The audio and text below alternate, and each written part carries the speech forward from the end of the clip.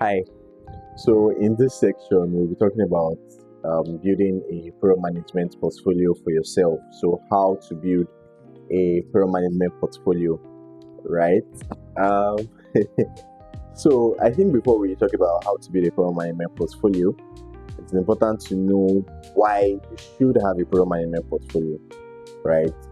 Whether you have a year-long experience, 2 years, 3 years, 5 years, 10 years, right? It's important for you to, help people have a sense of how you think or have a sense of how you approach problems, right?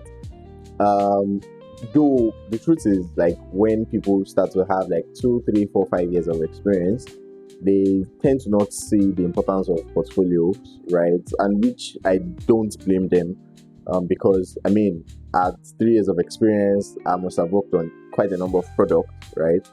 And if you want to know how I think you should be able to just download my product or go to the URL and see, what has this guy done on this product, right? And then put a call through to me, and we can have a discussion to have a more um, deeper insight into how I think, right? So now that we know why having a portfolio is important, right? I think the next thing for us to then discuss is how to build a portfolio. Now, the first thing I want you to do is, or the first thing that is important to do is that you should decide which platform will be hosting your portfolio, right? You can choose to use Canva. So, interestingly, Canva has this feature where they have template websites that you can work with, design your portfolio and then make the link public. If you have the means, you can build your own personal website. I mean, I hire a full-blown front-end engineer or a full-stack engineer to, cook things up for you, right?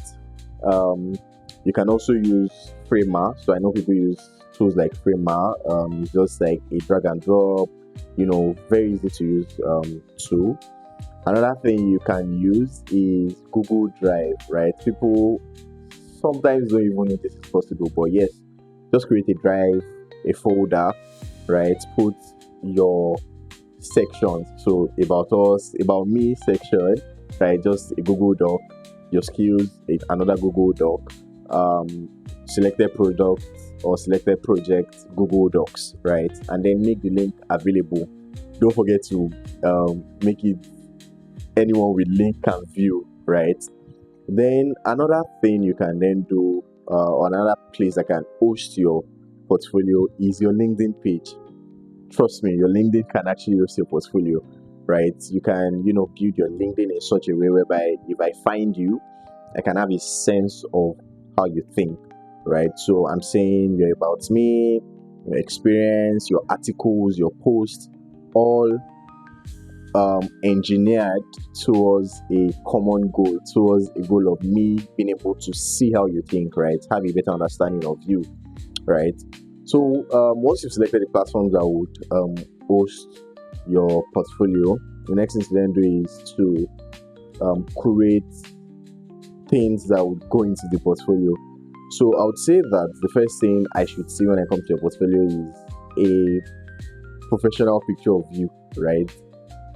Maybe big or small, but I want to, see who I'm dealing with, right? Then the next thing is about you, right? Or about me section, where you talk about your experience, make it as short as possible, yet let it carry as much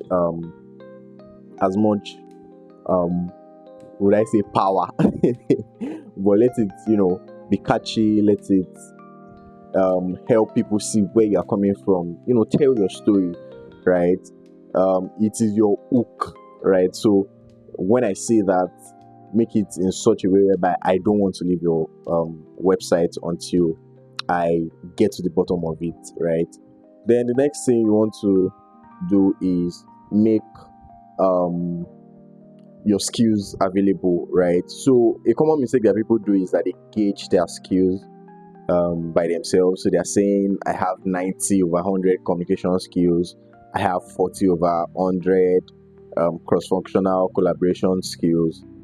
this is a mistake, right? And again, I can confirm this because I mean, I've spoken to talent recruiters, I've spoken to HRs, and they all agree to one thing, which is that you don't know, you can't decide for me, right? As a recruiter, how good you are based on each skill set. I mean, I need to put it to test to be able to determine that. So avoid, giving estimate of, of how strong you are on each of these skill sets, right? In fact, you might be underselling yourself. That's just the truth.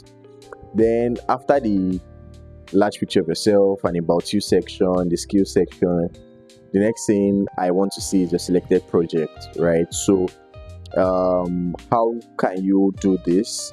You can do this by how can you populate selected projects, right? So you can do case studies, right? Put yourself in product manager's shoes. So assume that you work with Google and you've been tasked with doing something, right? As a product manager, how would you approach it? So make that available. A trick is go on ChatGPT, prompt it to say, hi, I'm just working in product management. Give me a case study question for me to work with for my portfolio project, right? And you'll be surprised that ChatGPT, well, maybe not surprised, but of course ChatGPT would give you a list of questions. You can answer them, right? Type them out and then share with ChatGPT when you're done to assess it for you and give you a more improved version of that. And once that is done, you can then make it available on your portfolio. Now, the next thing you want to make available is testimonials, right? So at this level, at this point, what you want to do is people that have worked with you before in different capacities. So maybe on a side project or maybe previous employment you had, talk to them, right? Make them give you one or two lines of how good you are, what they enjoyed, what they loved about working with you, right? And then make this available on your portfolio as well. Then the next thing is, or the last thing, right, is that contact.